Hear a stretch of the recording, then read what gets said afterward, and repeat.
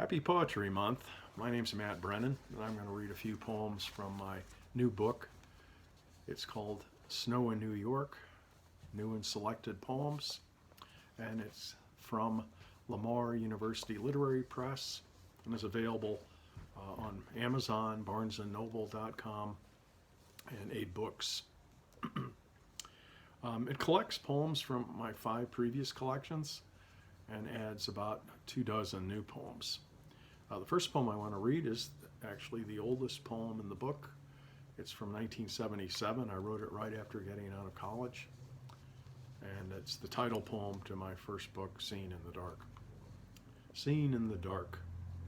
Below my father's house lies a river valley where the Mississippi rolls, lifting mist in the morning till sunlight consumes it slowly, the way dogs dally round dishes when watched.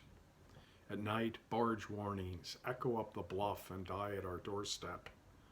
Sometimes, if the moon strikes you right and the cold air smells clean, the night pulls you inward before you can stop, and as you're swallowed, turns you inside out. There, blindness becomes sight, and you see how the world looks to those dying before first dawn light, when the moon is glowing like a darkroom lamp and the landscape is a negative, undeveloped, waiting for immersion. Next poem was written maybe about 10 years later. It's also in the first book, which came out in 1993. This poem's a dramatic monologue. It takes the point of view of a Vietnam veteran. It's called Resurrection. My job these days is to cut lumber at the Ace Hardware store. Often, too, I do the inventory. It is then when the past comes back and I need to go home, build a small fire, and watch the logs go up in smoke. Dead trees transformed into something else. In Nam, my job was to bring back the bodies on flatbed trucks, stacked in rows like cords of wood. Sometimes, if a mine blew up in a muddy rice field where 5 men had crouched in soupy water, blood would flood them like a bouillabaisse. We'd fish out what we could. But once, when a ship got bombed off harbor in water clear as a mirror, I went down to count the dead, then sent them upwards one by one like balloons let go, allowed at last to rise in the light like motes of yellow dust. The next poem is Nights Our House Comes to Life. And I wrote this in the mid-1980s. And it is inspired by the house I lived in Minneapolis, and one of those very cold, bitter nights in January. Nights our house comes to life. Some nights in midwinter, when the creek clogs with ice and the spines of fir trees stiffen under a blank frozen sky, on these nights our house comes to life. It happens when you're half asleep. A sudden crack, a fractured dream, you bolting upright. But all you can hear is the clock your great-grandfather found in 1850 and smuggled here from Dublin for his future bride. A being as unknown to him then as she is now to you. A being as distant as the strangers who built this house and died in this room. Some cold, still night, like tonight, when all that was heard were the rhythmic clicks of a pendulum and something barely audible moving in the dark on the attic stairs. By the late 90s, I decided my work needed to shift to become more objective, and I embarked on a project of writing about artwork from the Works Project administration during the Depression. But a funny thing happened. I was no longer writing about my own personal experience. These poems often veered in the direction of my reimagining the lives of ancestors. So this is Prohibition. One detail you might need a footnote on, I refer to the Near Beer at Bevo Mill. Bevo Mill was a restaurant in South St. Louis, and they also manufactured their own non-alcoholic beer to sell during Prohibition.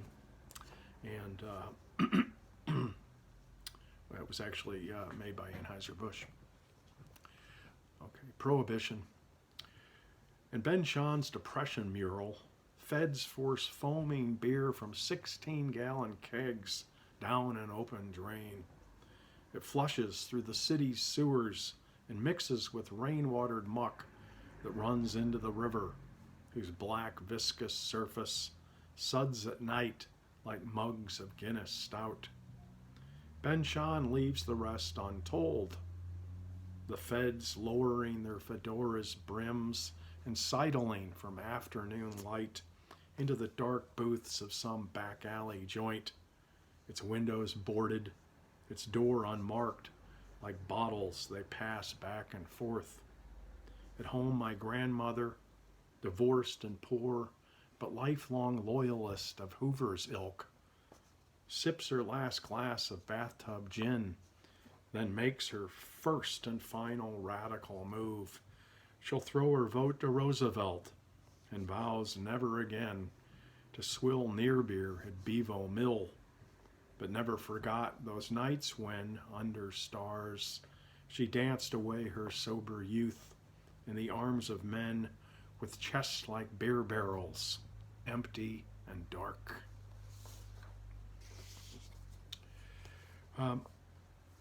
My poems take a variety of forms, sometimes in free verse, sometimes in blank verse, unrhymed iambic pentameter, and occasionally in rhyme. Here's a rhyming poem called July in Indiana. Saturday, I wake at dawn to winds whirling and swollen skies and drying dew that's layered on our lawn too brown to fertilize. For days the sun has burned and boiled. For weeks we've sweated through the nights, so sultry even feet recoiled from flesh afraid we might unite. But something stirs within the room, and within me, cold air outside flows in, embedding your perfume amid the swirling breeze. What died in sheets we kicked off hours ago springs up like a tulip in the snow.